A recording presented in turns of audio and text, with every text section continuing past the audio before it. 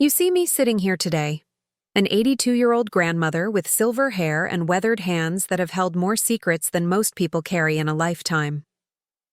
My name is Dorothy, and I'm about to share something I've kept buried for over 6 decades. Something that changed not just my life, but the lives of everyone I loved. There are stories we tell, and then there are stories that tell us, that shape us into who we become. This is one of those stories. Before I begin, I need you to understand something. What I'm about to tell you happened in a time when women's voices were whispers, when silence was considered virtue, and when speaking the truth could cost you everything. It was a different world then, 1962 to be exact. But the scars it left are as real today as they were 60 years ago. Before we jump back in, tell us where you're tuning in from. And if this story touches you, make sure you're subscribed, because tomorrow I've saved something extra special for you. I was born Dorothy Mae Peterson in 1940 in Millbrook, Tennessee. A town so small, you could walk from one end to the other in 15 minutes if you really put your mind to it. We had one main street, 2 churches, a general store, and the kind of community where everyone knew everyone else's business before they knew it themselves. My father, Robert Peterson, owned the only hardware store in 3 counties, and my mother, Elizabeth, was what they called a proper lady. She organized church socials, taught Sunday school, and made sure our family's reputation remained spotless in the eyes of Millbrook society. Growing up in the 1950s, I learned early that a young woman had 3 acceptable paths: become a teacher, a nurse, or a wife. Preferably a wife. Everything else was considered unseemly for a girl from a respectable family.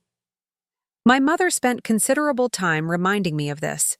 "Dorothy," she would say while brushing my long auburn hair each morning, "a lady's greatest achievement is making a good marriage. Everything else is just decoration." I was 18 in the spring of 1958 when I first laid eyes on Michael Thompson at the annual Millbrook Spring Festival. The festival was held every May in the town square, with homemade pies, fiddle music, and young people doing what young people do, stealing glances and hoping their parents weren't watching too closely. Michael was different from the local boys I'd grown up with. He was 22, had spent 2 years studying business in Nashville, and carried himself with a confidence that made other young men in town seem like schoolchildren. But what really caught my attention wasn't Michael himself. It was the way people reacted when he walked by. Conversations would pause mid-sentence. Men would straighten their shoulders and extend their hands for firm handshakes. Women would smooth their dresses and smile a little brighter. The Thompson name carried weight in Millbrook, and everyone knew it. Michael's father, William Thompson, owned Thompson Manufacturing, a furniture factory that employed nearly half the town's working population. The Thompsons lived in the white colonial mansion on Elm Street, the one with the circular driveway and the manicured gardens that the rest of us could only admire from the sidewalk. William Thompson was what people called a self-made man. He'd started with nothing but determination and a borrowed truck, and by 1958, he owned the largest furniture manufacturing operation in central Tennessee. When Michael asked me to dance, that warm May evening, I felt like Cinderella at the ball. He was handsome in that clean-cut, all-American way, tall with dark hair, brown eyes, and a smile that made my heart skip beats I didn't know it could skip. We talked about books, about his time in Nashville, about my dreams of maybe becoming a teacher. He listened, really listened, in a way that made me feel like my thoughts mattered. "You're different from other girls in Millbrook," he said as we walked around the town square after the dancing ended. "You think about things. You have ideas." Those words meant more to me than any compliment about my appearance ever could have. In a town where women were expected to nod and agree, someone was telling me my mind was valuable. Our courtship followed all the proper protocols of the time. Michael would visit our house on Sunday afternoons, sitting in our front parlor with my parents present, discussing acceptable topics like the weather, local news, and his plans for joining his father's business. He brought my mother flowers and engaged my father in conversations about hardware and business. Everything was proper, respectable, and exactly what everyone expected. But it was during our chaperoned walks around town that I fell in love. Not just with Michael, but with the life I imagined we could build together. He spoke about expanding the family business, about making Thompson manufacturing known throughout the South. He talked about traveling to furniture markets in North Carolina and Virginia, about the house we might build, about the children we might have.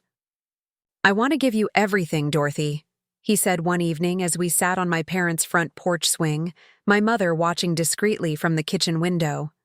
"A beautiful home, security, respect in the community. You'll never have to worry about anything." The proposal came in October 1958, just as the Tennessee mountains were painting themselves in shades of gold and crimson. Michael took me to Lookout Point, the highest spot overlooking Millbrook, where you could see the entire valley spread out like a patchwork quilt. He got down on one knee with a diamond ring that caught the autumn sunlight and made promises that seemed as solid as the mountains surrounding us. "Dorothy Mae Peterson," he said, his voice steady and sure. "Will you marry me and become Mrs. Michael Thompson?" I said yes without hesitation. How could I not? Here was everything a young woman in 1958 could hope for. Love, security, social standing, and a future that stretched ahead like a golden road. When we announced our engagement at church the following Sunday, the entire congregation applauded. My mother cried tears of joy and pride. My father shook Michael's hand with the kind of firmness that sealed business deals. The engagement period was a whirlwind of wedding preparations and social obligations. Mrs. Thompson, Michael's mother, Catherine, took me under her wing to prepare me for life as a Thompson wife. Catherine was an elegant woman in her early 50s, always perfectly dressed, always perfectly composed.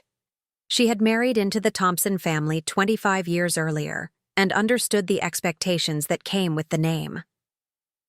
"Being a Thompson. Wife is more than just being married, dear," she explained during one of our tea sessions in her formal living room. "You represent the family in everything you do. How you dress, how you speak, how you conduct yourself. It all reflects on the Thompson reputation." I absorbed every lesson eagerly. How to host dinner parties for Michael's business associates. Which topics were appropriate for polite conversation. How to manage household staff.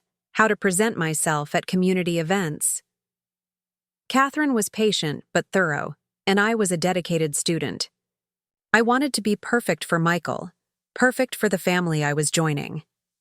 The Thompson mansion became my second home during those months. I spent afternoons there learning family recipes from Catherine, helping plan the wedding reception, and getting acquainted with the world I would soon inhabit.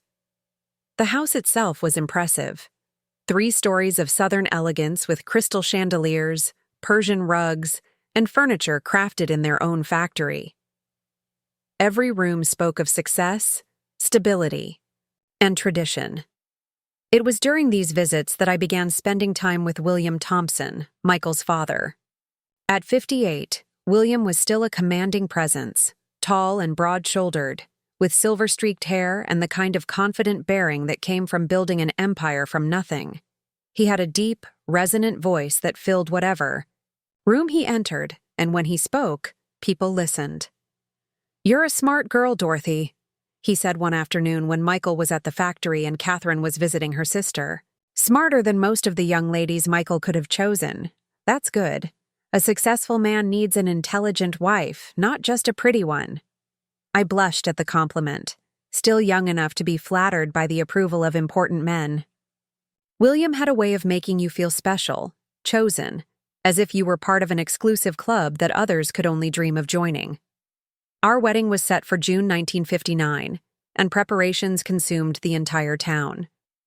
The ceremony would be held at First Methodist Church, with the reception following at the Millbrook Community Center, the only venue large enough to accommodate the guest list that seemed to grow daily. Everyone who was anyone in Central Tennessee would be there. along with business associates from as far away as Memphis and Atlanta. My wedding dress was ordered from a boutique in Nashville, white silk with pearl buttons and a train that required 3 bridesmaids to manage.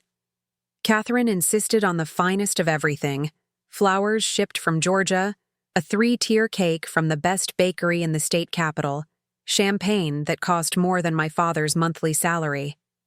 "Nothing but the best for a Thompson wedding," William declared when my father quietly expressed concern about the expenses. "This is our gift to the young couple. Dorothy is joining our family, and we spare no expense for family." As the wedding day approached, I felt like I was living in a fairy tale. Here I was, a small-town hardware store owner's daughter, about to marry into one of the most prominent families in the region. My future seemed as bright and certain as a Tennessee sunrise. The night before the wedding, as I lay in my childhood bedroom for the last time, I remember feeling grateful for how perfectly everything had aligned.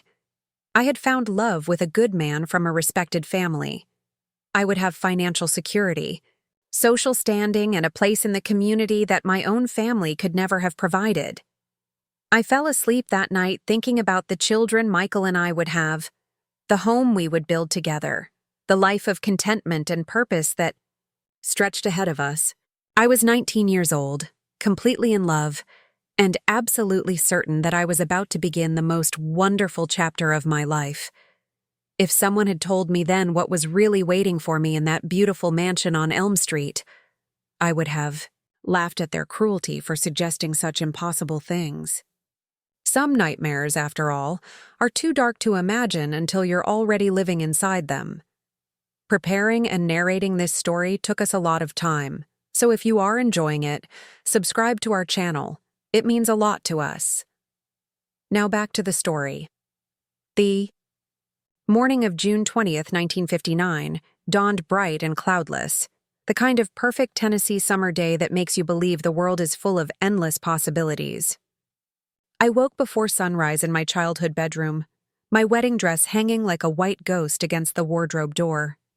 My mother was already bustling around the kitchen, her nervous energy filling the entire house with the scent of coffee and her famous blueberry muffins.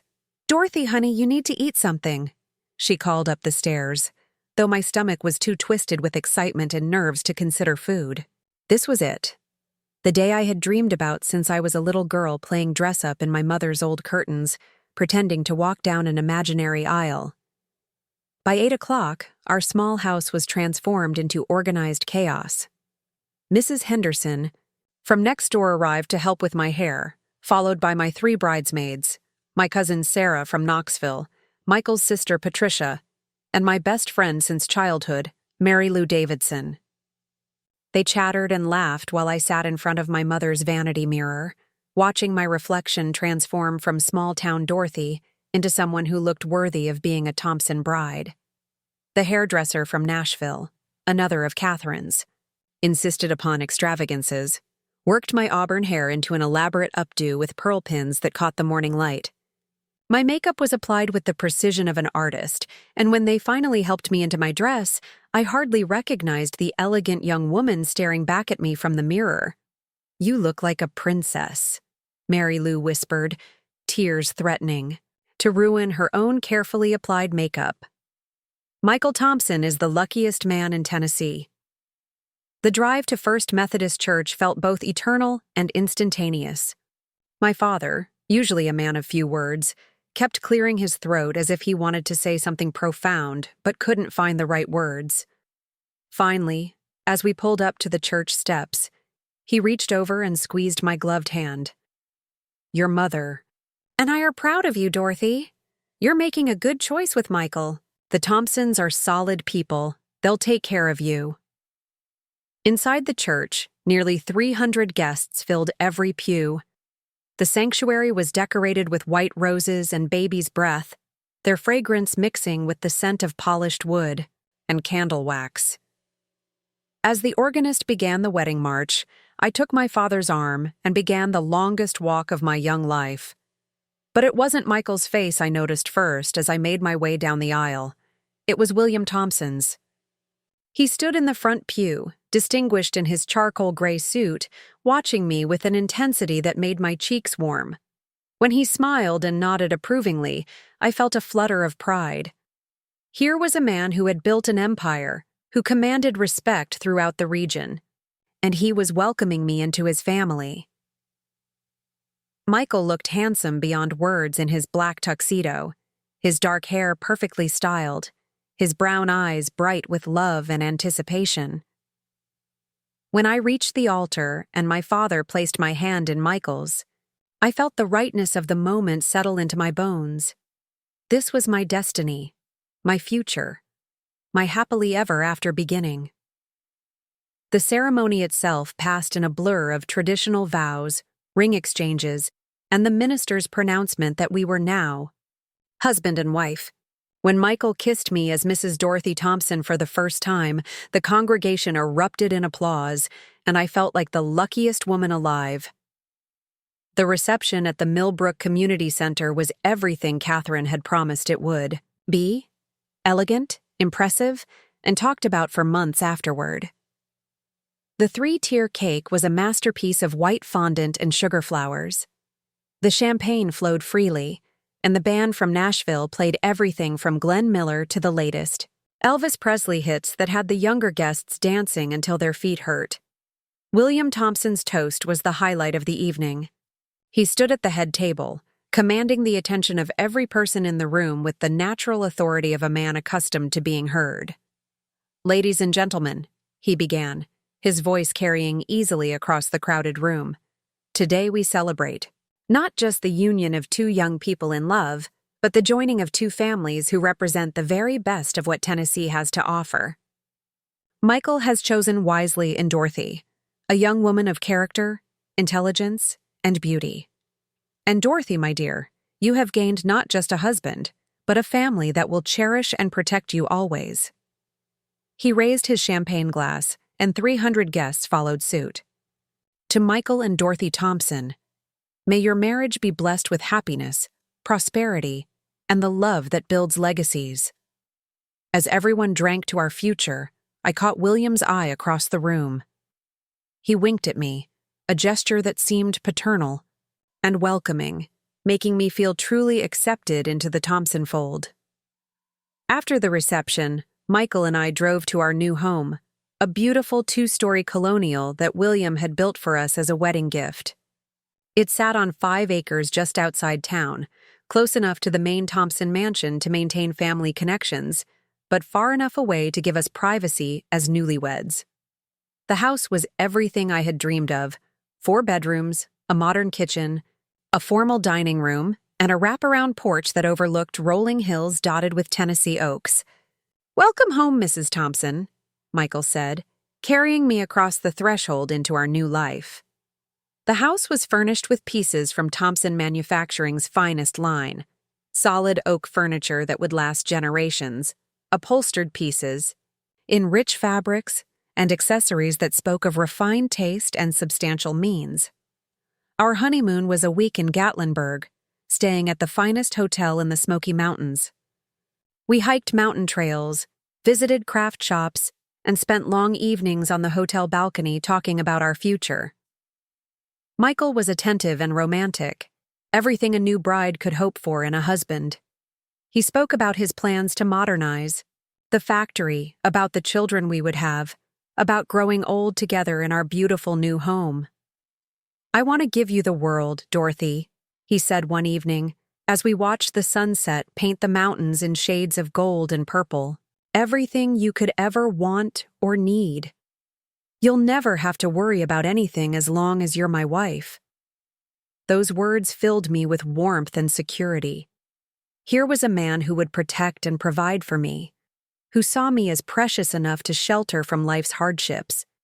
In 1959, that felt like the greatest gift a husband could offer his wife.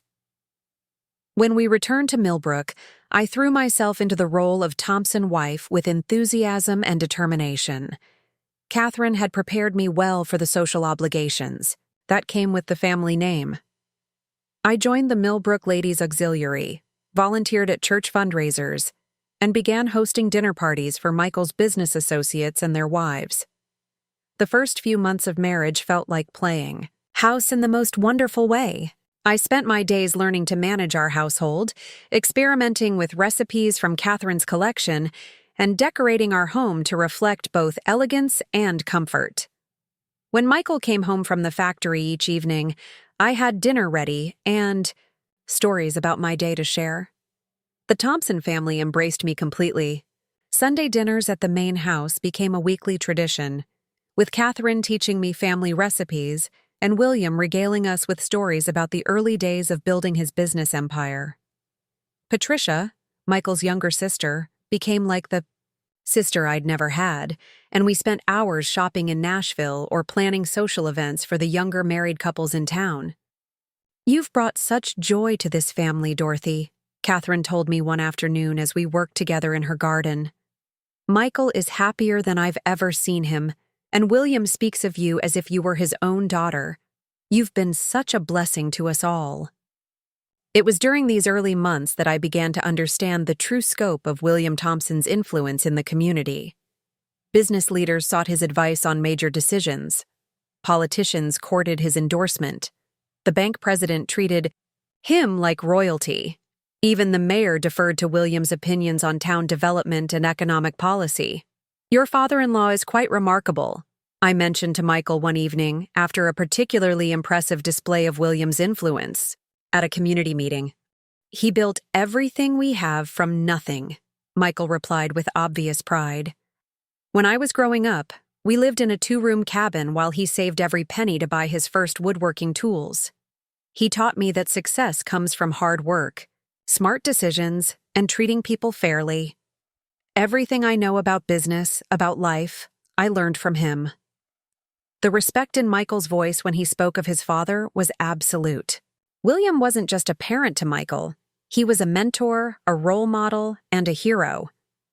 This made William's attention to me even more meaningful. When he complimented my cooking at Sunday dinners, when he asked for my opinions on community matters, when he praised my contributions to family gatherings, I felt like I was earning approval from the most important man in Michael's world. As autumn arrived and the Tennessee hills turned brilliant with fall colors, I began to feel a contentment I had never known was possible. My marriage was everything I had hoped for. Michael was loving and attentive, our home was beautiful and comfortable, and my place in the Thompson family felt secure and cherished. The factory was doing better than ever, with orders coming in from furniture stores throughout the South. William had expanded the operation twice since I joined the family, and the Thompson name was becoming synonymous with quality craftsmanship and business integrity throughout the region. Our family's future seemed not just secure, but bright, with unlimited potential. I had settled into a routine of domestic happiness that felt like the fulfillment of every dream I'd harbored as a young girl. Monday mornings meant grocery shopping and planning the week's menus. Tuesday afternoons were for ladies' auxiliary meetings. Wednesday evenings were for dinner parties or social calls. Thursday was my day for household projects and correspondence. Friday nights were for social events with other young couples. Saturdays were for family time and leisure. Sundays were for church and dinner at the main Thompson house. It was a life of structure, purpose, and genuine happiness. I felt useful, valued, and loved. When I walked through downtown Millbrook, people greeted me with the respect due a Thompson family member. Shop owners gave me their finest service. Other young wives looked to me for guidance on fashion and entertaining. I had achieved everything a young woman of my era could hope to achieve. But looking back now, I realized that even in those golden early months, there were small signs I didn't recognize at the time. The way William's hand would linger on my shoulder when he helped me with my coat. How his eyes would follow me when he thought no one was watching. The way he found excuses to visit our house when Michael was at the factory. Little moments that seemed paternal and caring, but contained seeds of something else entirely. As winter approached and we celebrated our first Thanksgiving as a married couple, I was blissfully unaware that my perfect life was built on foundations that were about to shift in ways I could never have imagined. The happiness I felt that November, surrounded by family and abundance, would soon become a memory I would cling to in the darkness that was coming. Winter in Tennessee has a way of settling into your bones, and the winter of 1959 was particularly harsh. Snow came early that year, blanketing Millbrook in a pristine white that made everything look like a Christmas card. Our colonial house, with its wraparound porch and tall windows, looked especially beautiful against the snowy landscape, and I spent hours by the front window watching the world transform into something magical. It was during these quiet winter months that I first began to notice changes in the carefully structured world I had married into. Small things at first, things so subtle that I questioned whether I was imagining them or reading too much into innocent situations. Michael had been traveling more frequently for business, expanding Thompson Manufacturing's reach into new markets in Georgia and North Carolina. These trips, which had been occasional during our first months of marriage, became weekly affairs as winter deepened. He would leave Monday mornings and return Thursday evenings, sometimes Friday afternoons, leaving me alone in our beautiful house with time that seemed to stretch endlessly. "It's the cost of success, darling," he explained one Sunday evening as he packed for another trip. "Father wants to expand into the Atlanta market, and these relationships take time to build. I need to be there in person, showing our commitment to quality and reliability." I understood, of course. The furniture business was competitive, and maintaining Thompson Manufacturing's reputation required personal attention to detail. Michael was following in his father's footsteps, learning the intricacies of building and maintaining business relationships that would sustain our family for generations. But his absence left me with long, quiet days that I filled as best I could.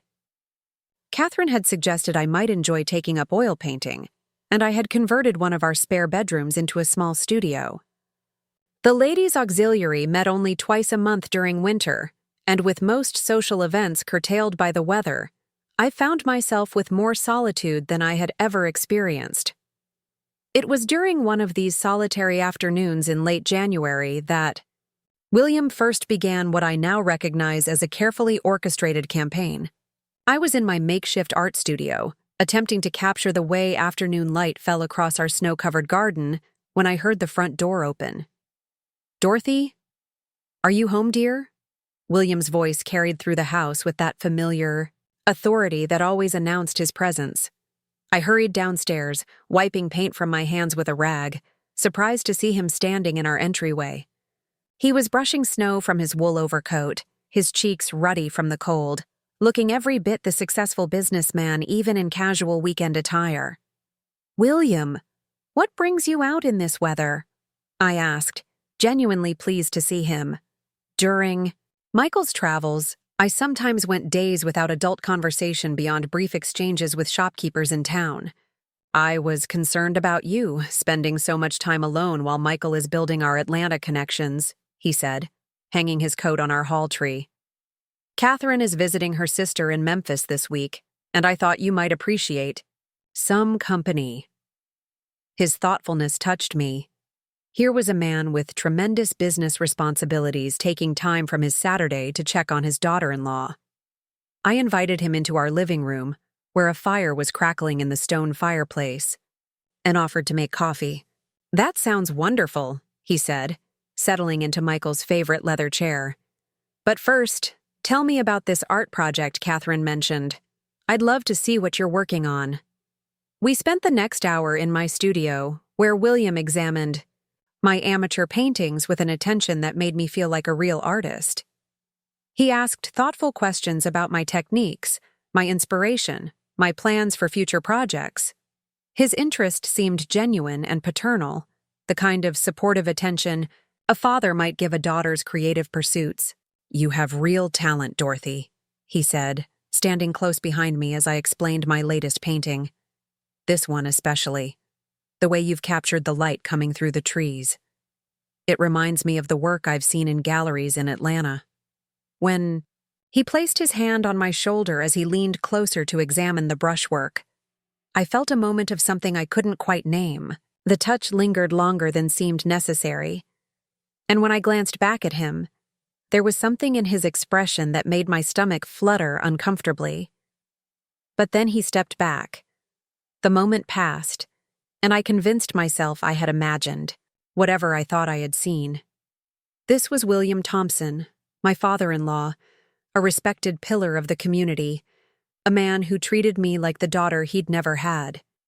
Surely I was misinterpreting fatherly affection for something else entirely. The following weeks, William's visits became a regular occurrence during Michael's business trips. Sometimes he would bring work documents he needed to discuss with Michael, using our dining room table to spread out plans for factory expansion or new product lines. Other times he would arrive with small gifts, art supplies for my studio, books he thought I might enjoy, delicacies from the finest shop in Nashville. "A young woman shouldn't be alone so much," he would say, whenever I protested that he didn't need to check on me so frequently. "It's not good for the spirit, and Michael would never forgive me if I didn't ensure you were happy and comfortable while he's away." His reasoning made perfect sense, and I found myself looking forward to his visits. William was an engaging conversationalist, full of stories about building his business empire, about the important people he dealt with regularly, about his plans for making Thompson Manufacturing the most respected furniture company in the Southeast. He had a way of making me feel important, valued for my thoughts and opinions in a way that was new to me. During our conversations, he would ask for my perspective on community issues, on business decisions, on social matters. When I offered suggestions or observations, he would nod thoughtfully, as if my input carried real weight in his considerations. "You have excellent instincts, Dorothy," he told me one February afternoon, as we discussed plans for the annual Millbrook Founders' Day celebration. "Michael is lucky to have married a woman with both beauty and brains. Too many men settle for one, or the other." It was during these winter visits that I began to notice William's physical presence in ways that confused and disturbed me. He was an undeniably handsome man for his age, tall and broad-shouldered, with silver-touched hair that gave him a distinguished appearance. When he laughed, his whole face transformed, making him look years younger.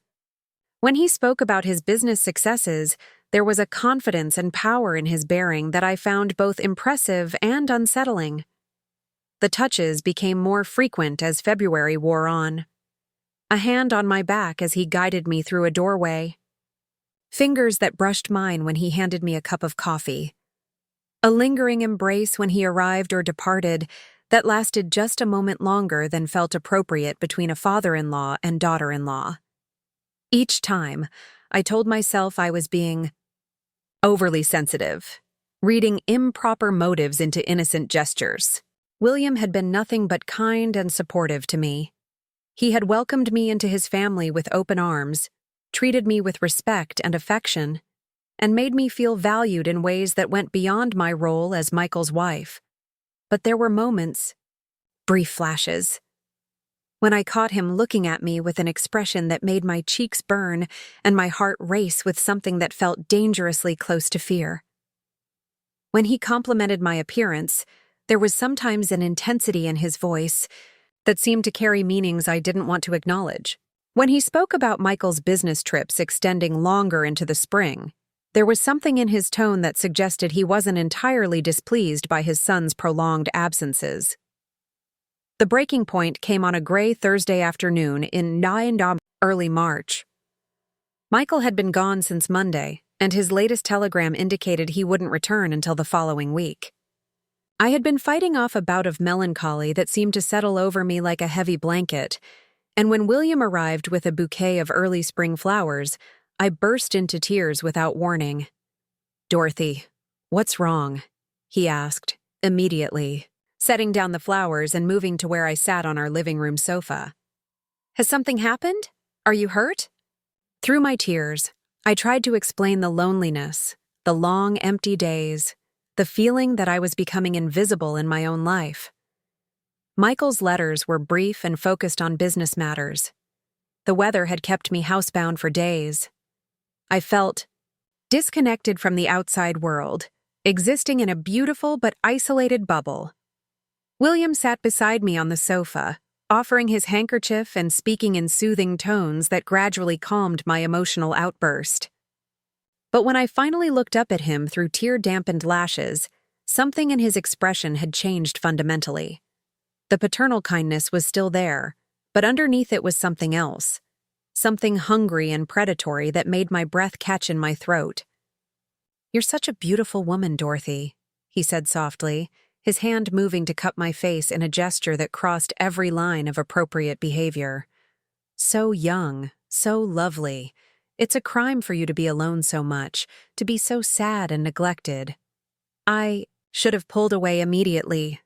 I should have stood up and demanded that he leave.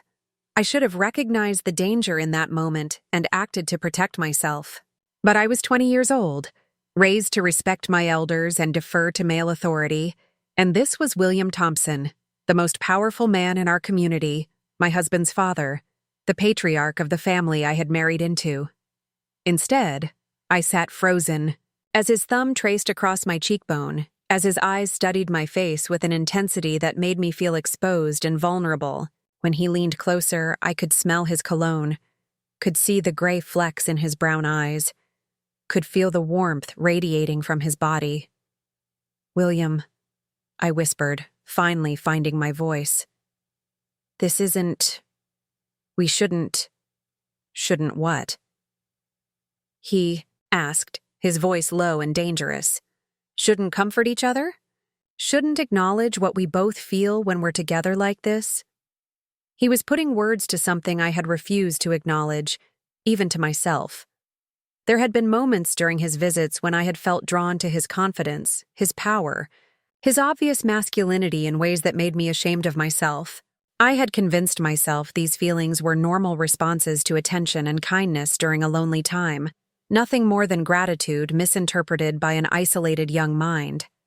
But hearing him name it, feeling his breath on my face as he leaned closer, I realized that what I had been fighting was not just my own confused emotions, but his deliberate seduction.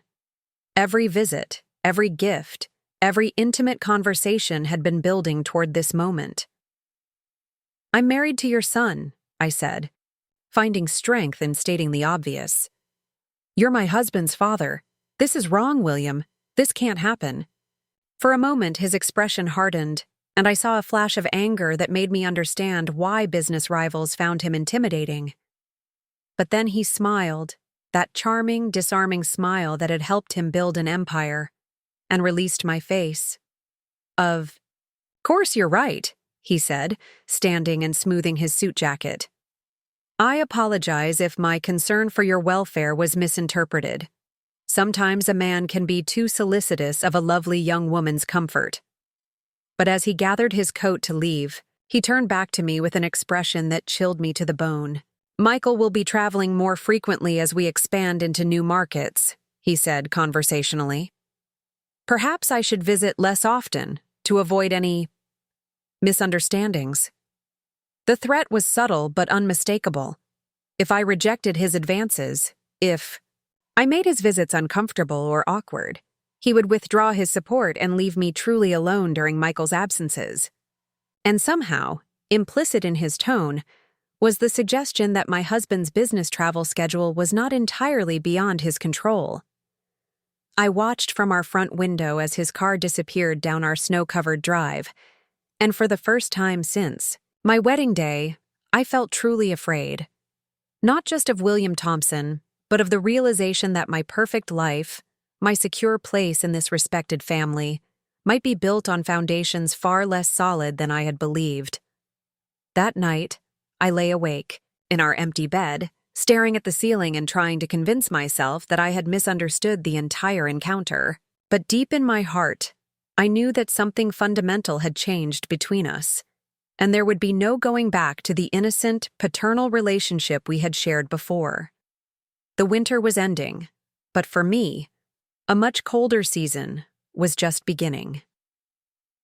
Spring arrived in Millbrook with an explosion of dogwood blossoms and the sweet scent of honeysuckle, but I barely noticed the beauty around me. The incident with William in March had left me walking on eggshells, second-guessing every interaction and analyzing every conversation for hidden meanings. I had hoped that my clear rejection of his advances would end his inappropriate behavior, but instead, it seemed to have intensified his determination.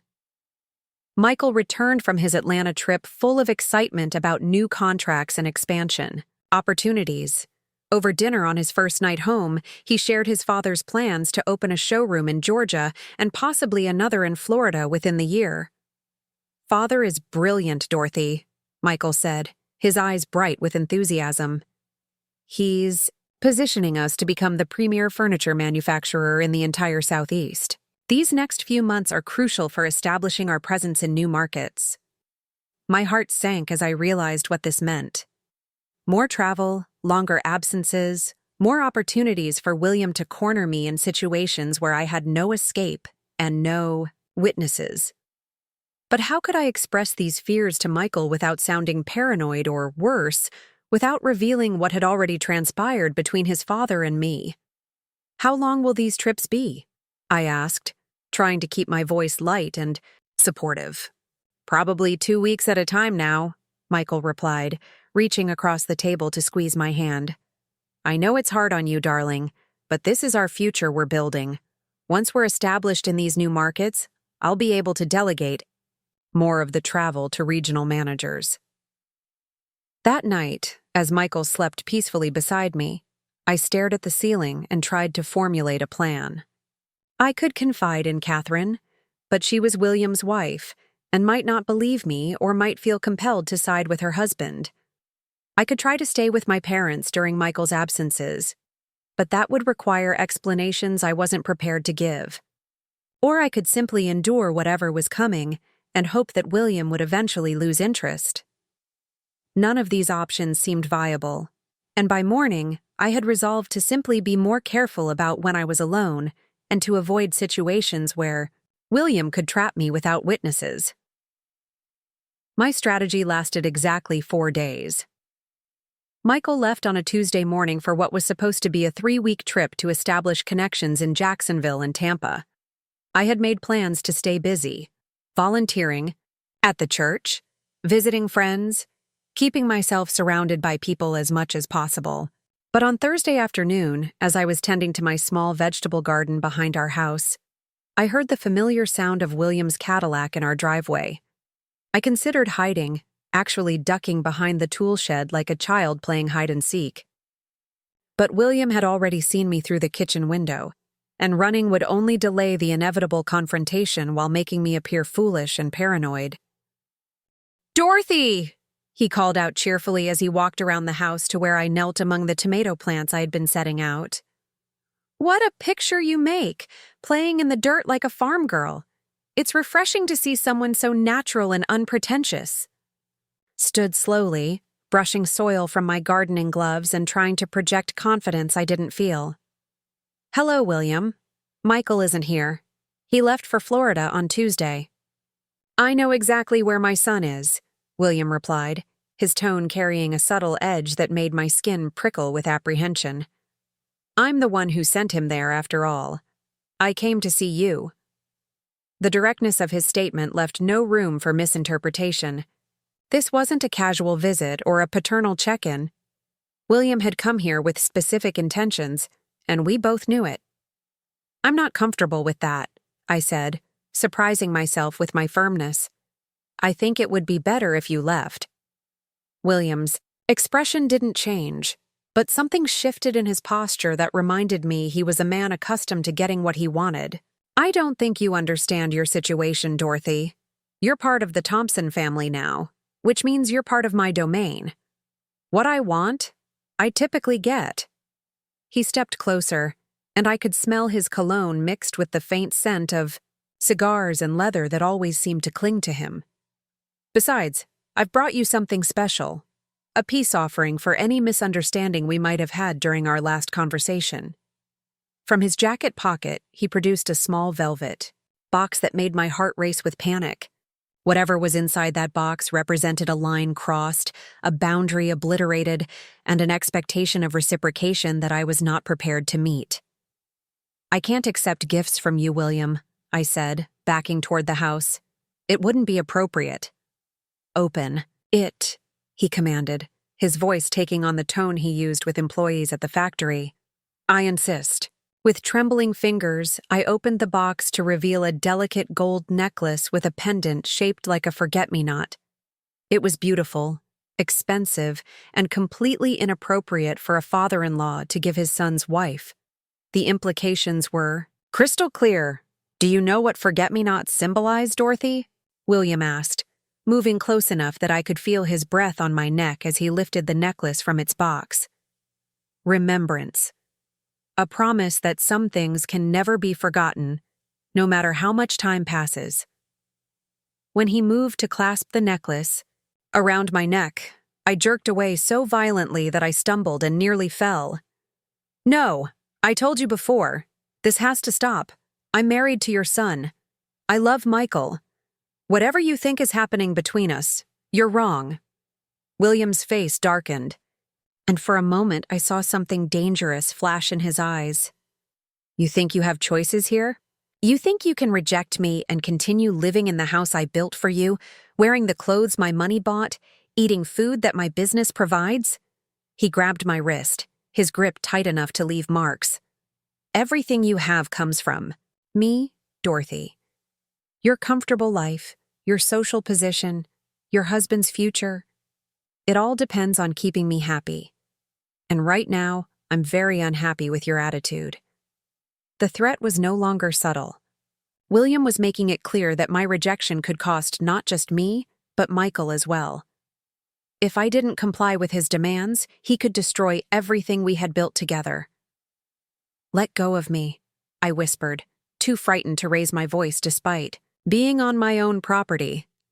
"When you start showing proper appreciation for everything I've done for you," William replied, pulling me closer. "When you stop pretending you don't feel the connection between us." At that moment, salvation came in, the unexpected form of Mrs. Patterson, our elderly neighbor, who appeared at the garden gate with a basket of fresh eggs. "Dorothy, dear," she called out, oblivious to the tension she had interrupted. "I brought you some eggs from my best layers, and I wanted to ask about borrowing your punch bowl for the church social on Saturday." William released my wrist immediately, his demeanor shifting back to that of a concerned father-in-law so quickly it was like watching an actor change roles mid-scene. "Mrs. Patterson," he said warmly, moving to greet our neighbor. "How lovely to see you. I was just checking on Dorothy, while Michael is away on business. A young woman shouldn't be alone too much, don't you think?"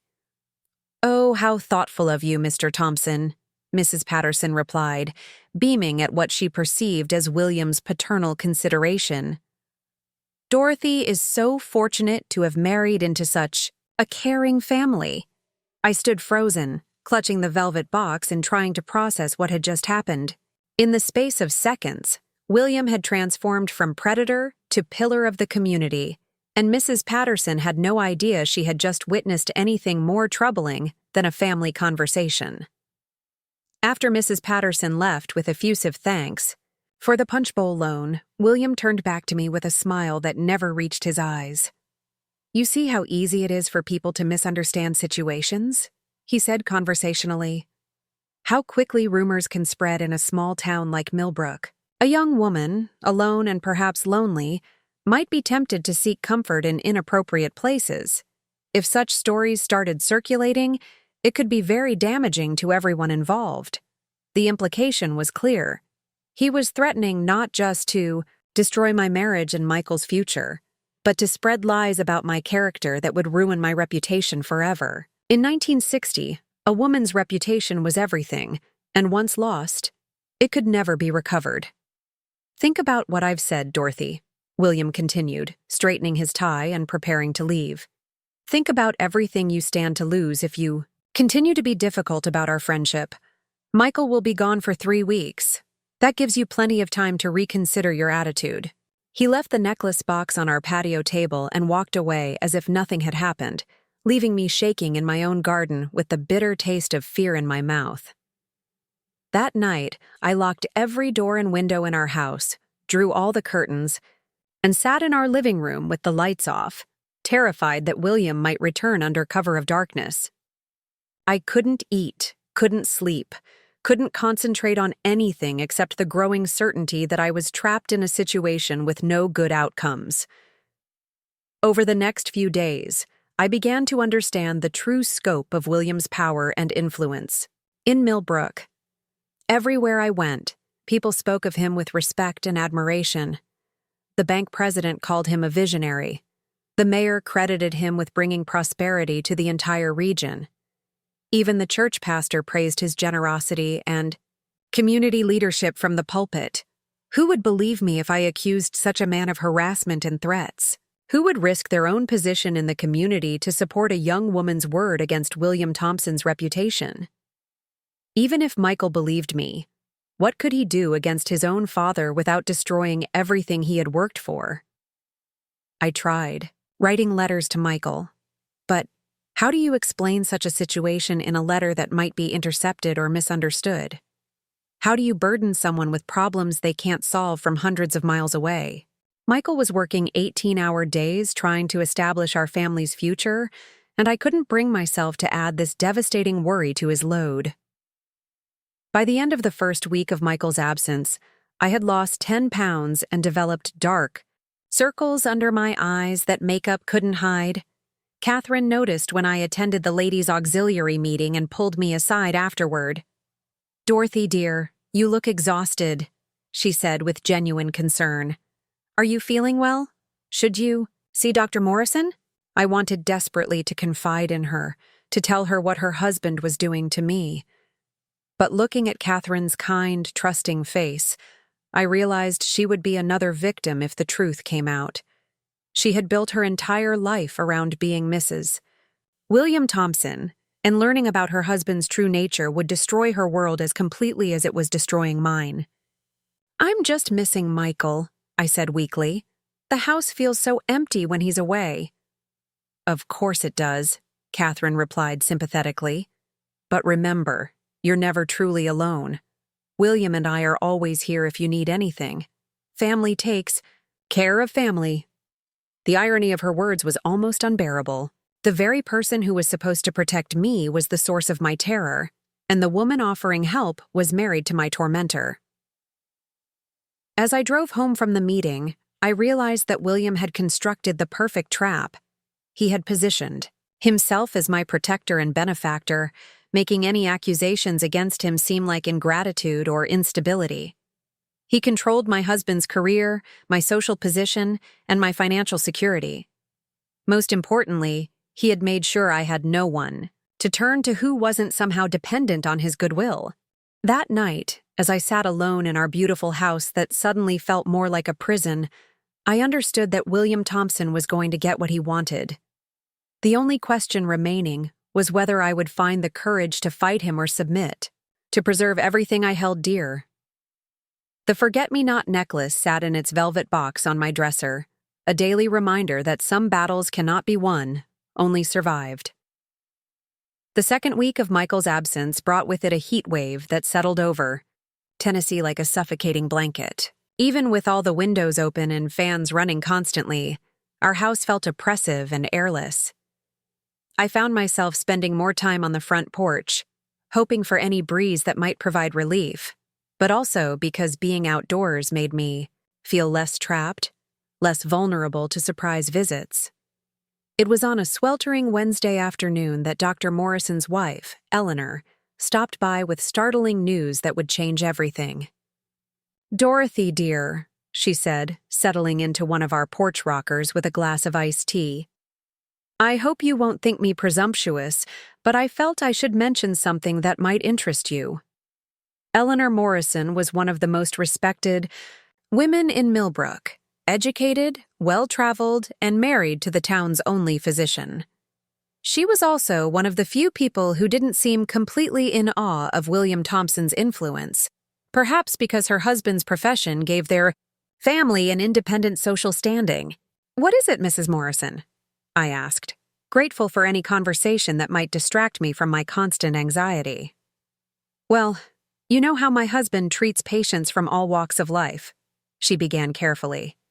"Sometimes people confide things to him that they might not share with others. Recently, he's been quite troubled by some patterns he's noticed. She paused, studying my face with the shrewd intelligence that made her such an effective advocate for various charitable causes in town. Dorothy, has anyone ever approached you inappropriately, made you feel uncomfortable or unsafe? The directness of her question hit me like a physical blow. For a moment, I couldn't breathe, couldn't speak, couldn't do anything but stare at her with what must have been obvious shock. I can see from your expression that I've struck a nerve. Eleanor continued gently. My dear, you're not the first young woman to find herself in a difficult situation with a man who has power over her circumstances. Through tears I hadn't realized were falling, I managed to whisper, What do you mean? Eleanor leaned forward in her chair, her voice dropping to a confidential tone. 3 years ago, a young woman named Rebecca Foster came to my husband in terrible distress. She was unmarried, pregnant, and terrified to name the father because of his position in the community. She eventually left town suddenly, and her family claimed she had gone to live with relatives in Kentucky. My heart was pounding so hard, I could barely focus on her words. But I sensed this story was directly relevant to my situation. Last year, Eleanor continued, Sarah Mills, who worked as a secretary at the bank, came to see my husband with bruises she claimed came from falling downstairs. But the pattern of the injuries suggested something else entirely. She left Millbrook, shortly afterward as well, saying she had found better opportunities in Nashville. She reached over and took my trembling hand in hers. Dorothy, both of these young women had one thing in common. They both worked closely with William Thompson in various capacities. Rebecca was a seamstress who did custom work for the Thompson household. Sarah handled the bank accounts for Thompson, manufacturing. The implications of what she was telling me crashed over me like a wave. William's behavior toward me wasn't an isolated incident or a momentary lapse in judgment. This was a pattern, a systematic abuse of power that had been going on for years, with victims who had been silenced and driven away to protect the reputation of Millbrook's most influential citizen. Why are you telling me this? I asked, though I already knew the answer. Because my husband has been watching you deteriorate over the past few weeks, Eleanor replied bluntly. You've lost weight, you have circles under your eyes, and you jump at sudden noises. He's seen these signs before, and we both agreed that someone needed to reach out before something irreversible happens. She stood up and moved to the porch railing, looking out over our well-maintained yard with its perfect flower beds and manicured lawn. The thing about men like William Thompson, she said quietly, is that they're very careful about choosing their victims. Young women, with no independent means, no powerful families to protect them, no way to fight back without losing everything they value. But what can I do? I asked desperately. Even if what you're saying is true, who would believe me? William Thompson practically owns this town. If I make accusations against him, he'll destroy Michael's career, our marriage, everything we've worked for. Eleanor turned back to me with a sad smile. That's exactly what Rebecca and Sarah said. That's exactly why he's been able to continue this behavior for years. She returned to her chair and leaned forward intently. But here's what's different about your situation, Dorothy. You're not alone and powerless like they were. You're married to a son. You have a legitimate place in this community. And most importantly, you have people who are willing to help you, if you're brave enough to let them. Before I could ask what she meant, Eleanor pulled a small piece of paper from her purse and handed it to me. On it was written an address in Nashville and a woman's name, Margaret Hayes. Margaret runs a boarding house for women in Nashville, Eleanor explained. She helps women who need to disappear from their current situations while they figure out their next steps. She's helped both Rebecca and Sarah, and she'll help you if you decide you need to leave. Leave? The word came out, as barely a whisper. I can't leave Michael. I love him. This is my home. My life. I understand, Eleanor said gently. But you need to understand something else. Men like William Thompson don't stop. They escalate. Whatever he's done to you so far, it will get worse. And when he finally gets what he wants from you, he'll find ways to ensure your continued silence. She stood to leave, but paused at the top of the porch steps. There's one more thing you should know, Dorothy. My husband has been documenting everything. The injuries he's treated, the women who've left town under mysterious circumstances, the patterns he's observed. If you ever decide to fight back, you won't be fighting alone. After Eleanor left, I sat on our porch for hours as the sun set behind the Tennessee hills, clutching that piece of paper and trying to process everything I had learned. The knowledge that other women had suffered at William's hands filled me with a rage I had never experienced before. But it also crystallized my understanding of just how dangerous my situation had become.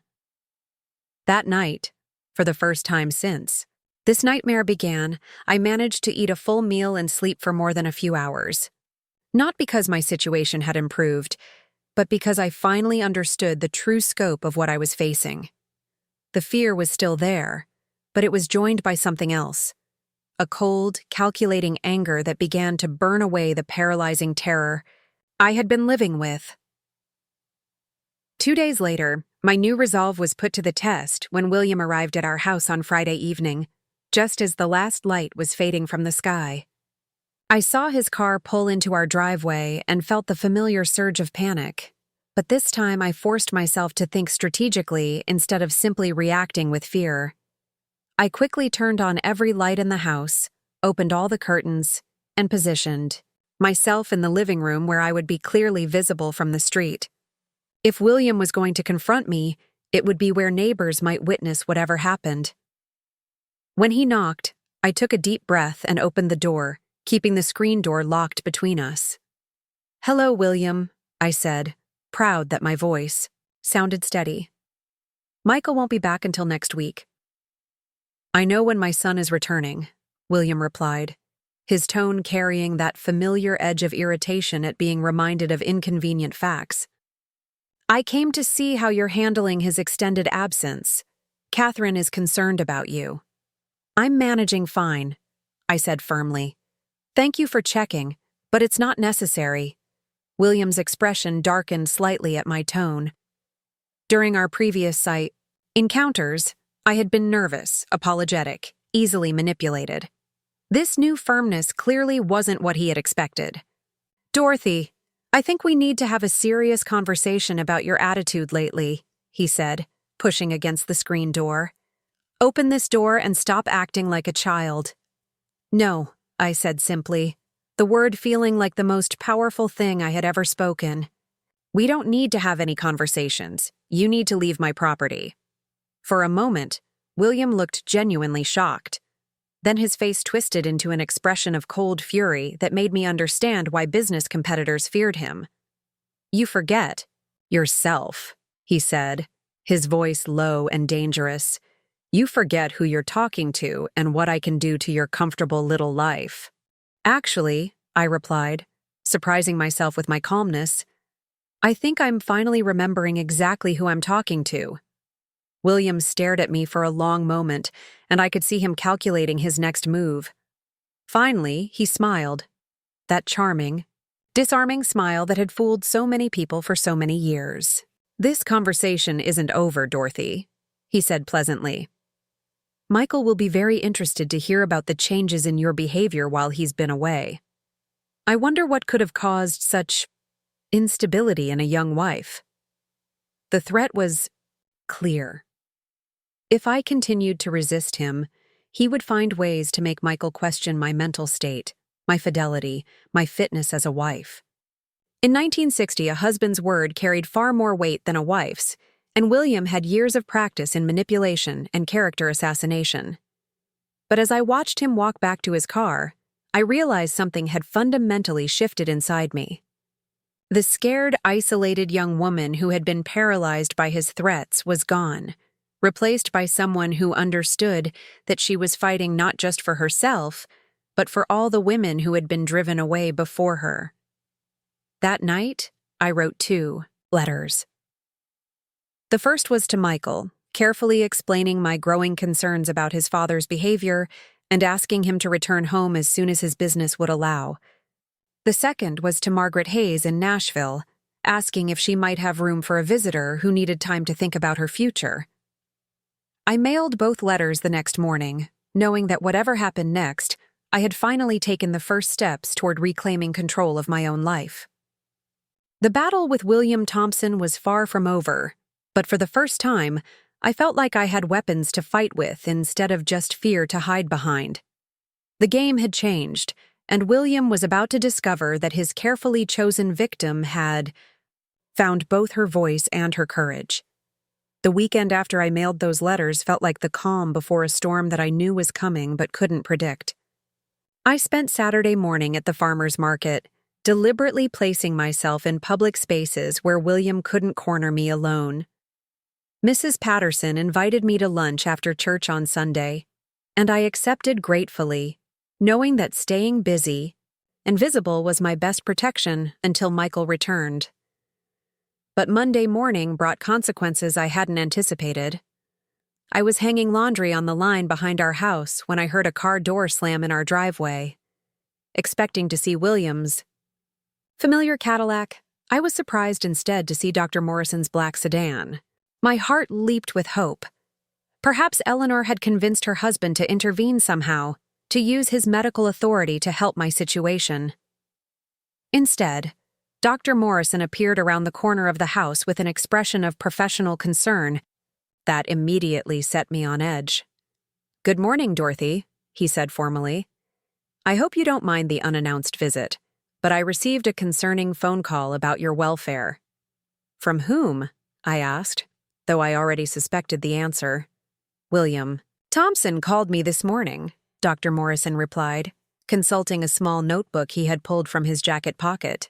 "He's worried about some behavioral changes he's observed in you lately. Paranoid thinking, unfounded accusations, possible episodes of hysteria." The ground seemed to shift beneath my feet as I realized what was happening. William had moved faster than I had anticipated, and with a strategy more devious than I had imagined possible. Instead of waiting for my letters to reach their destinations, he was taking preemptive action to discredit anything I might say. "Dr. Morrison," I said carefully, "your wife and I had a conversation just last week. Did she mention it to you?" Something flickered in the doctor's eyes. A moment of uncertainty that told me Eleanor had indeed shared our discussion with her husband. But his professional demeanor remained unchanged. "My wife mentioned that you seemed distressed about something," he said diplomatically, "but she didn't provide specifics." William, however, was very detailed about his concerns. He mentioned that you've been making strange accusations about his attempts to check on your welfare during Michael's absence. I felt trapped in a nightmare where the truth had been twisted into something unrecognizable.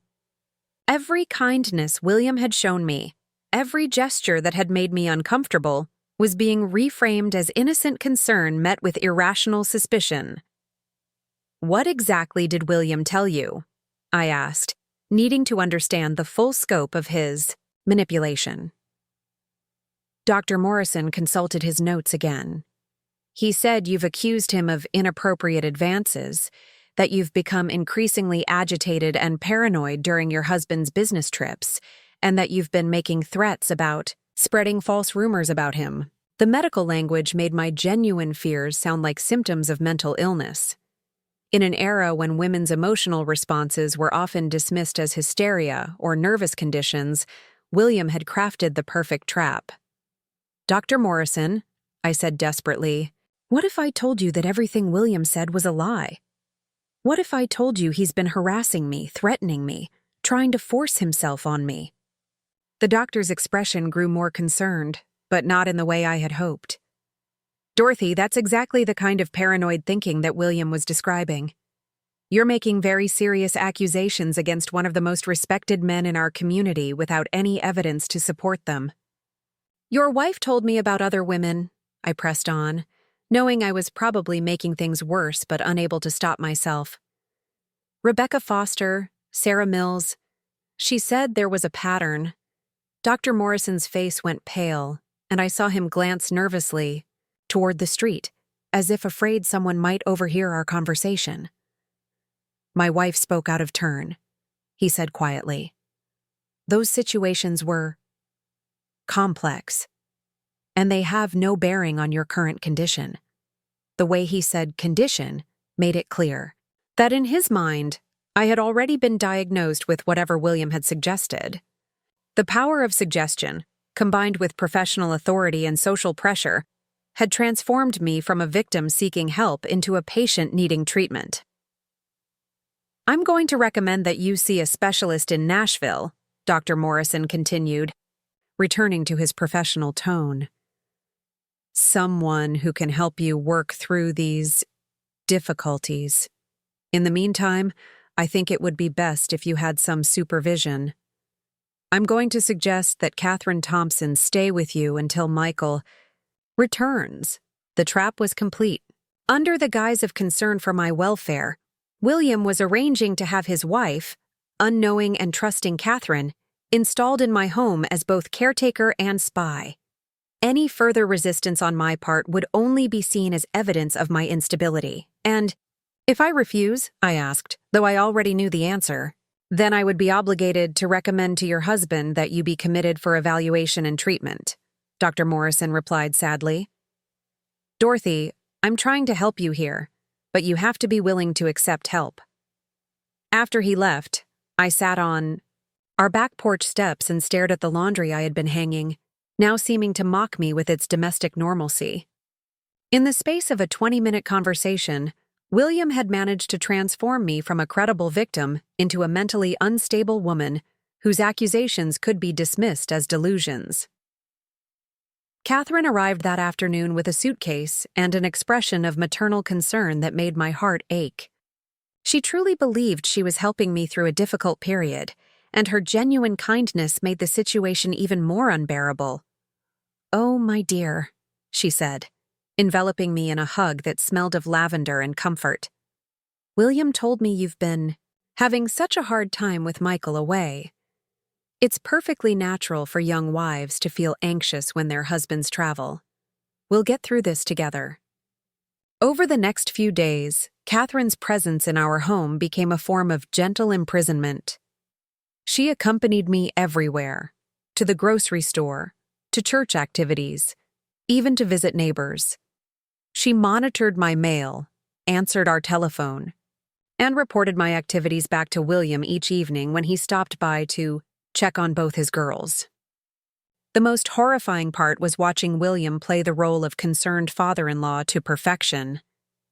In Catherine's presence, he was nothing but paternal affection and appropriate concern. He asked about my appetite, my sleep patterns, whether I was feeling less anxious with Catherine's support. "You look much better already," he told me on Wednesday evening, his hand resting on my shoulder in what appeared to be a fatherly gesture, but felt like a claim of ownership.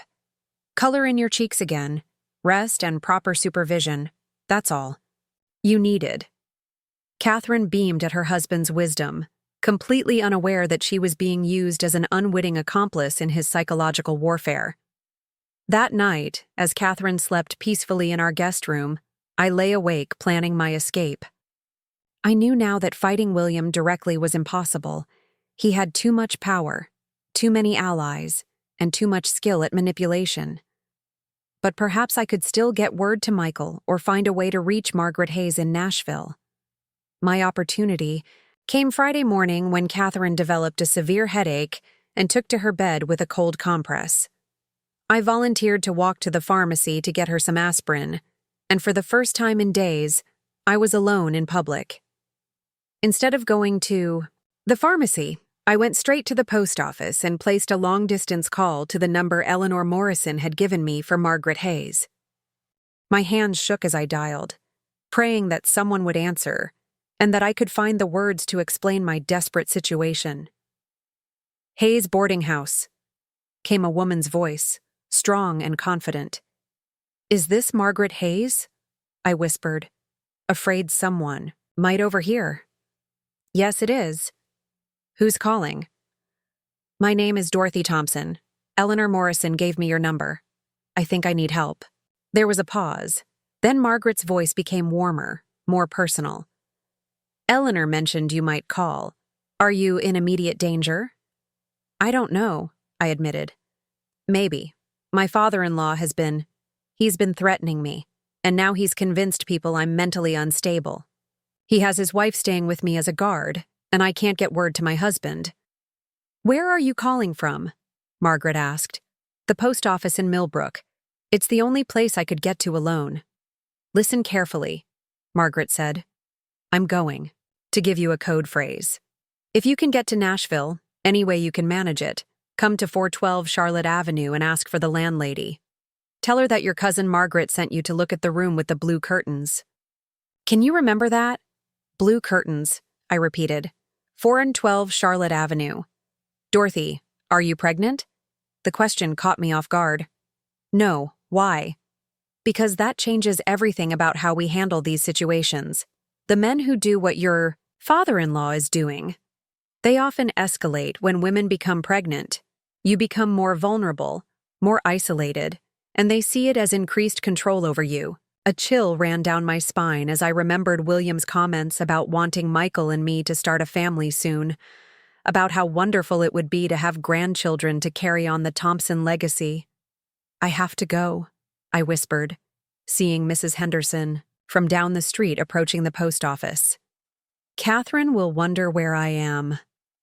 Be careful, Dorothy. And remember, 412 Charlotte Avenue, blue curtains. Don't wait too long." I bought the aspirin and returned home to find Catherine feeling better and preparing lunch. She chatted cheerfully about plans for the weekend, completely unaware that I had just taken the first step toward disappearing from the life she was helping to monitor. That evening, William's visit included news that made my blood run cold.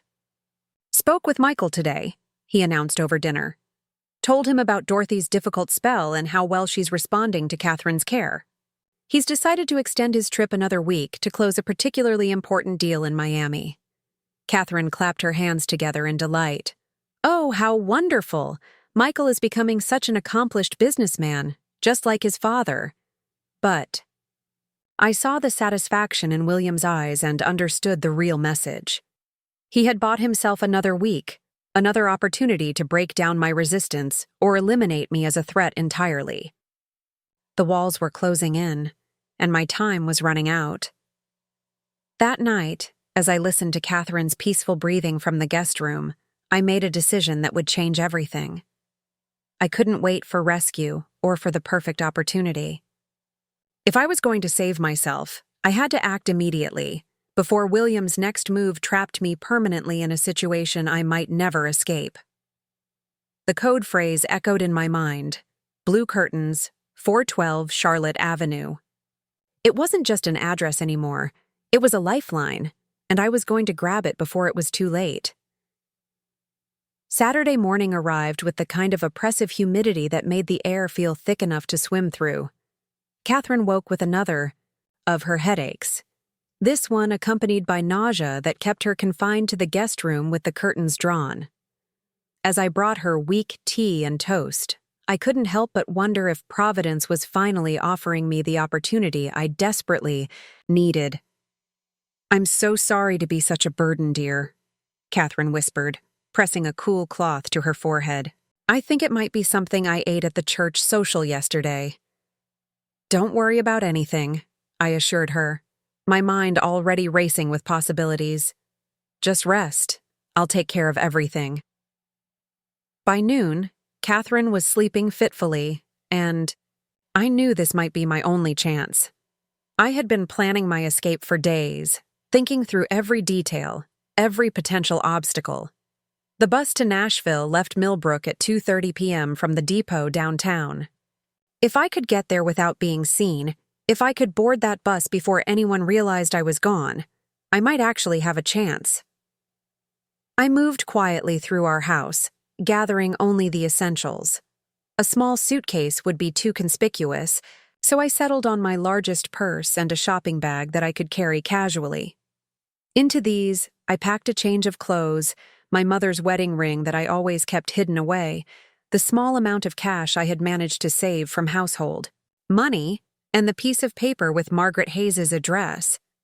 The most agonizing decision was what to do about Michael. I wanted desperately to leave him a letter explaining everything, but I knew that anything I wrote would be found and used against me. William would claim it as evidence of my mental breakdown, proof that his unstable daughter-in-law had abandoned her marriage in a fit of hysteria. Instead, I took out a photograph of our wedding day and wrote a single word on the back: truth. If Michael ever found it, perhaps he would understand that whatever story he was told about my disappearance, there was more to it than met the eye. At 1:45 p.m., I made my move. Catherine was still sleeping, her breathing deep and regular.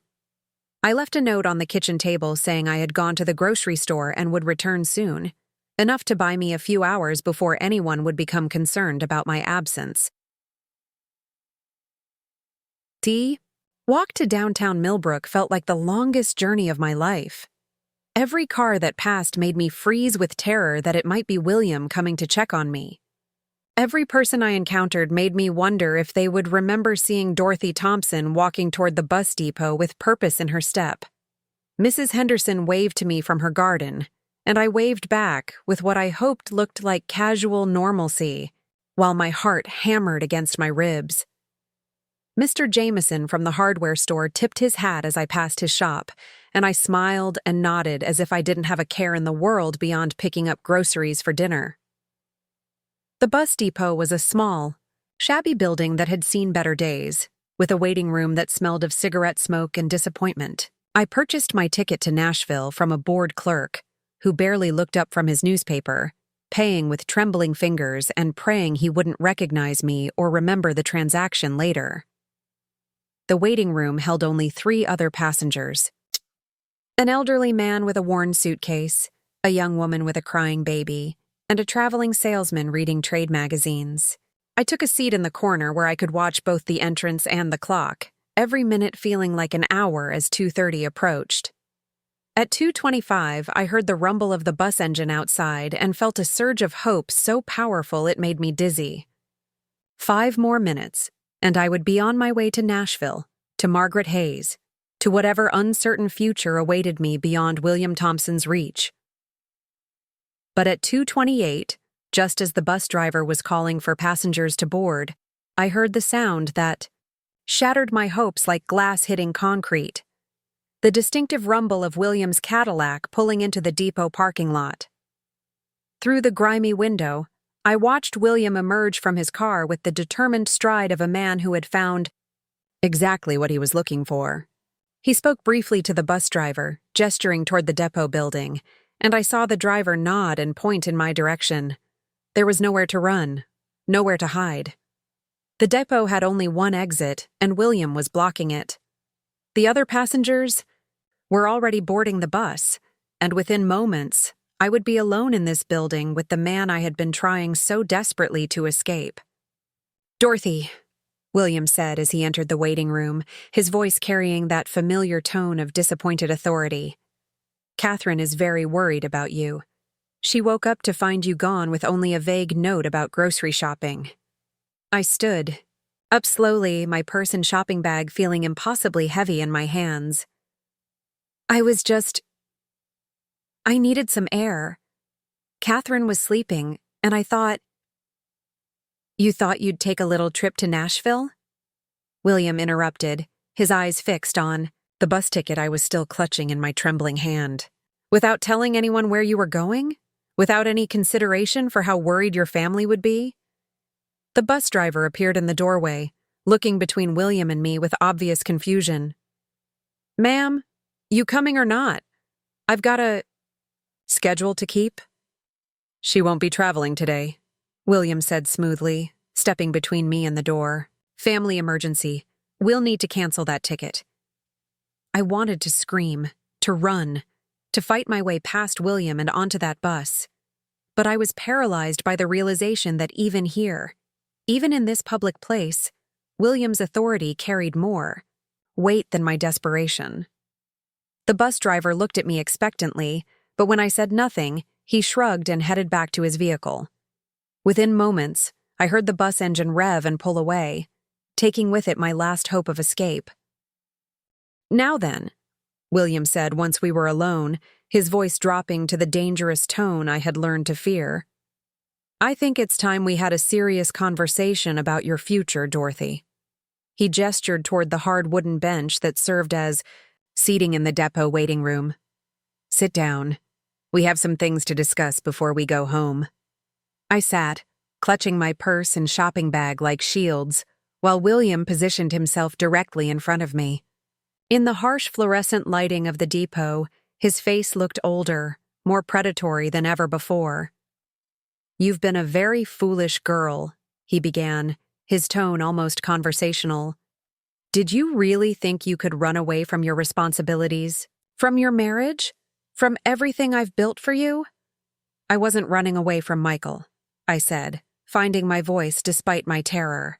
"I was running away from you." William's laugh was cold and humorless. "From me?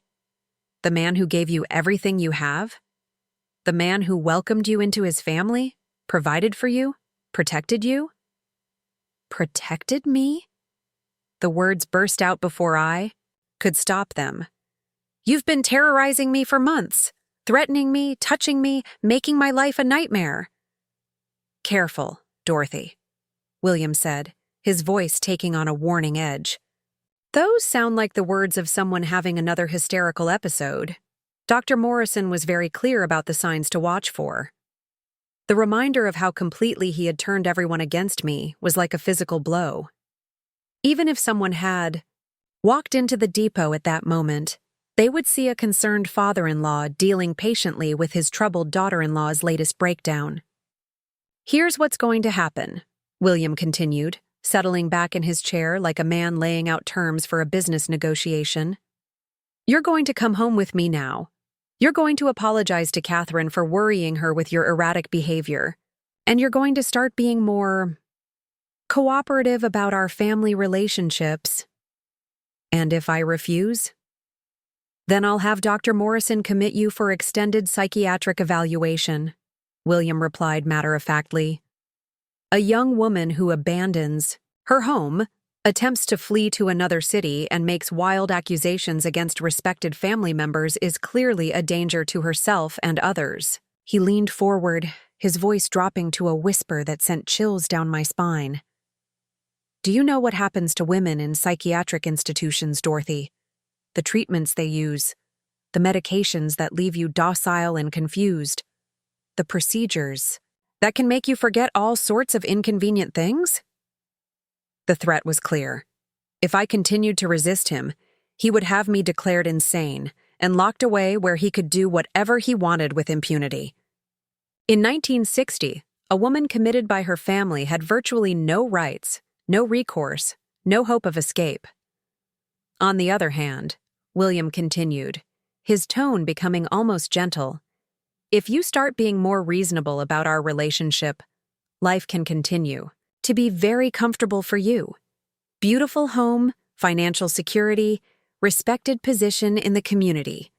All you have to do is stop fighting what we both know is inevitable." I stared at him in horror, finally understanding the full scope of his plan. This had never been about momentary lust or opportunistic advances. William Thompson had systematically destroyed my support system, isolated me from help, and maneuvered me into a position where I had only two choices: submit to his demands or be declared insane and institutionalized. "What about Michael?" I whispered. "What about my marriage?" "Michael will believe whatever I tell him to believe," William replied with chilling confidence. "He's always trusted my judgment completely. If I say his wife is suffering from nervous exhaustion and needs special care, he'll accept that explanation." He stood up and extended his hand to me. "Come along, Dorothy. Catherine is waiting, and we have a great deal to discuss about your new attitude toward family obligations." I looked at his outstretched hand and felt something break inside me. Not my spirit, but the last of my illusions about finding help or salvation from anyone else. If I was going to survive this, I would have to find a way to do it myself, from within the prison William had built around me. I took his hand and allowed him to lead me to his car, but as we drove back through the familiar streets of Millbrook, I was already planning my next move. The bus to Nashville had failed, but there had to be other ways to reach Margaret Hayes, other opportunities to escape. William Thompson thought he had won, thought he had broken me completely. But as we pulled into our driveway and I saw Catherine's worried face at the window, I made a silent promise to myself and to all the other women who had been driven away before me. This wasn't over. Not by a long shot. The days following my failed escape attempt blurred together in a haze of careful performance and desperate planning. Catherine, still believing she was helping me through a difficult period, watched me with increased vigilance. William visited daily, his presence in our home becoming as routine as sunrise, and with each visit, his confidence grew more evident. But something had changed in me during that confrontation at the bus depot. The complete hopelessness I had felt when William blocked my escape had transformed into something harder, more dangerous. If I couldn't run from him, if I couldn't find salvation in Nashville or anywhere else, then I would have to destroy him, from within his own carefully constructed web of lies. It was Tuesday evening, 5 days after the bus depot incident, when opportunity presented itself in the most unexpected way. Michael called. Catherine answered the phone, chatting cheerfully, with her son while I stood in the kitchen doorway, my heart racing with possibilities. For weeks, William had controlled all communication with Michael, filtering information, shaping perceptions, keeping me isolated from my husband's voice and perspective. "Yes, dear, Dorothy is right here," Catherine was saying. "She's doing so, much better with proper rest and supervision. Your father has been wonderful about checking on us." She gestured for me to take the phone, and I approached it like a lifeline thrown to a drowning person. "Hello, Michael," I said, forcing my voice to sound calm and normal while my mind raced with the few precious moments I might have to communicate the truth. "Dorothy, darling," Michael's voice came through the crackling long-distance connection. "Mother says you've been having a difficult time. I'm so sorry I haven't been there for you." "Michael, I need to tell you something," I began, but Catherine was standing right beside me, listening to every word with maternal concern. "What is it, sweetheart?" Michael asked. I looked at Catherine's kind, trusting face and made a decision that would either save me or destroy everything. "I need you to come home. Now. Tonight, if possible." "Dorothy, I can't just—" "Please," I interrupted, allowing real desperation to creep into my voice. "Something is happening here that I can't explain over the phone. I need my husband. I need you to come home and see for yourself what's been going on." There was silence on the other end of the line, and I could practically hear Michael processing the urgency in my voice against whatever his father had told him about my mental state. "All right," he said finally. "I'll catch the first flight. I should be home by tomorrow evening." After I hung up, Catherine looked at me with renewed worry. "Dear, you seemed so agitated on the phone. Are you feeling poorly again?" "I just miss my husband," I said truthfully. "I need him to come home." That night, after Catherine had gone to bed, I sat in our living room and planned what might be my final confrontation with William Thompson.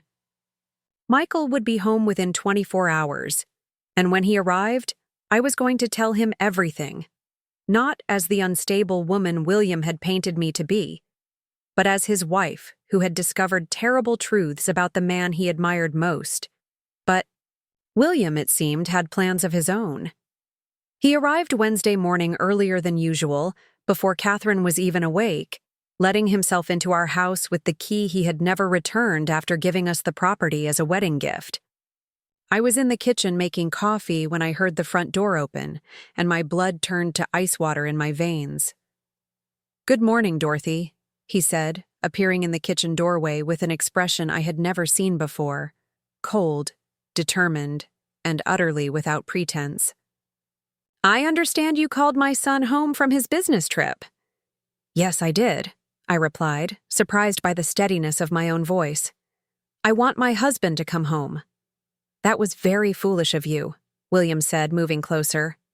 Very foolish indeed, for the first time since this nightmare began, we were alone in a room together without any possibility of interruption. Catherine was still sleeping upstairs. The nearest neighbors were too far away to hear anything, and Michael was still hundreds of miles away. You see, Dorothy, William continued conversationally, I had hoped you would come to accept our arrangement, voluntarily. It would have been so much easier for everyone involved. But your little escape attempt, and now this dramatic call to Michael have forced my hand. He reached into his jacket pocket and pulled out a small brown bottle, the kind Dr. Morrison used for medications.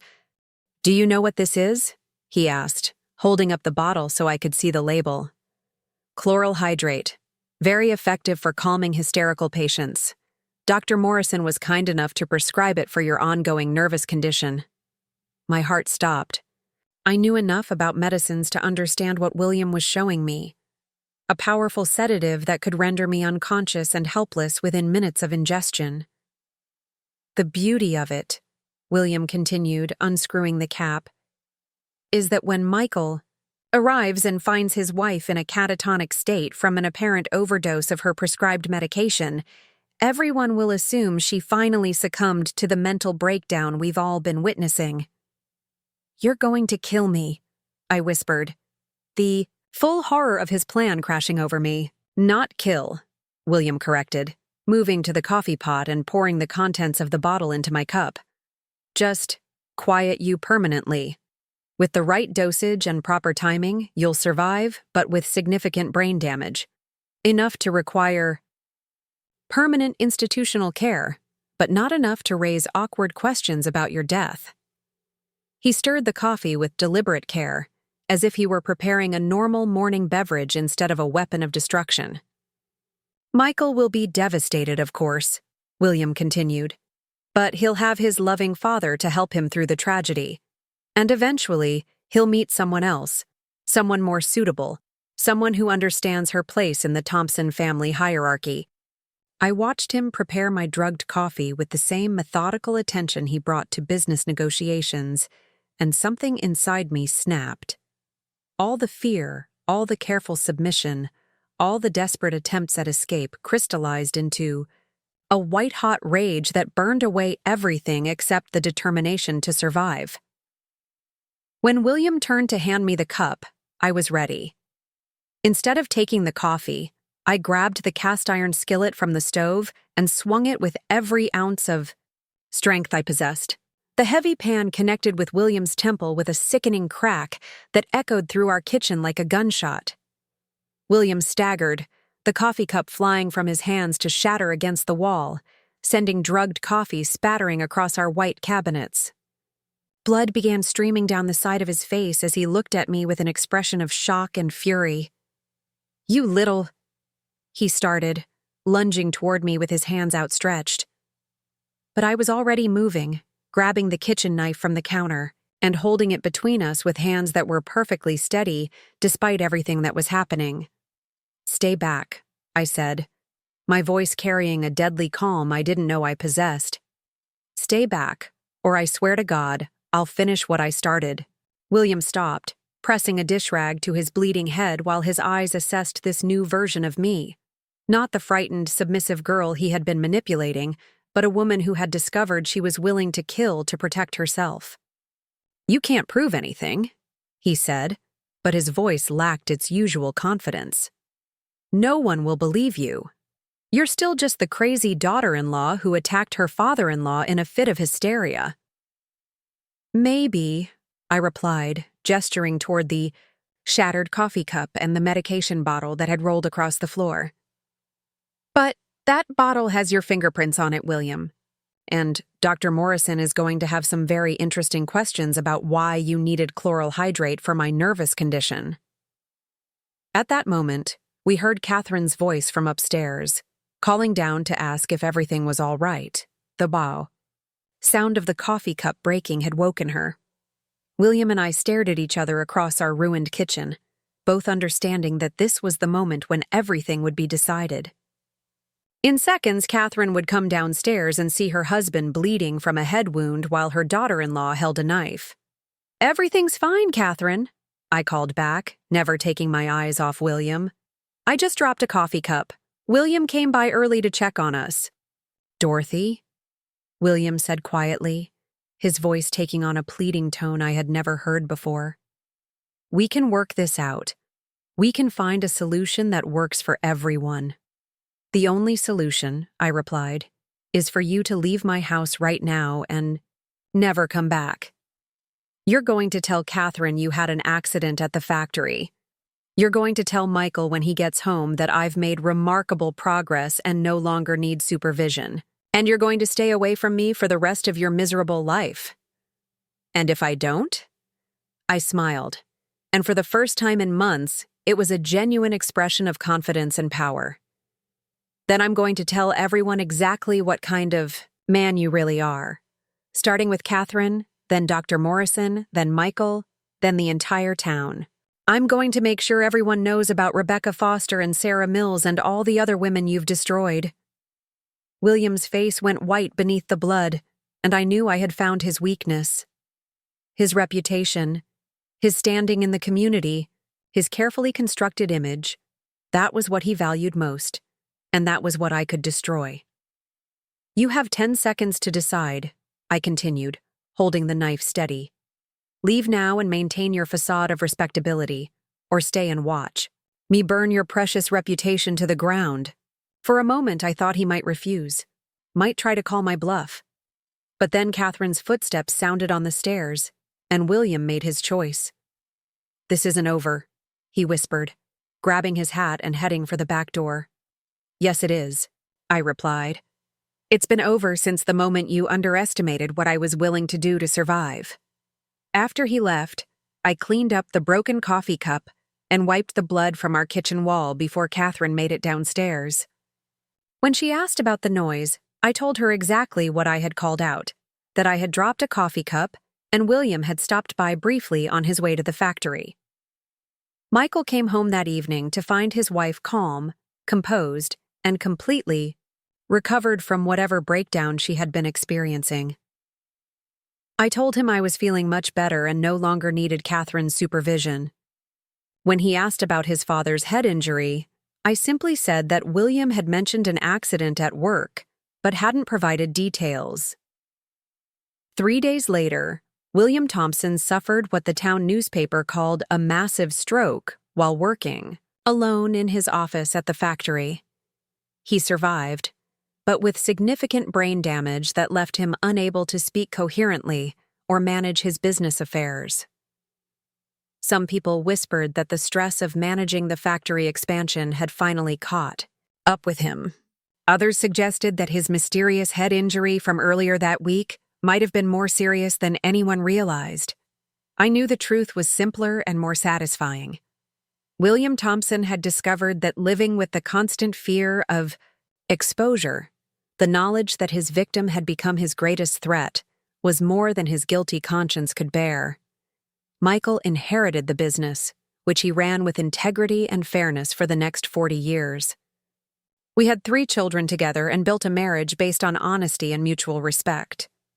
I never told Michael the complete truth about his father, but I made sure our children, especially our daughters, grew up understanding that no one, regardless of their power or position, had the right to make them afraid in their own homes.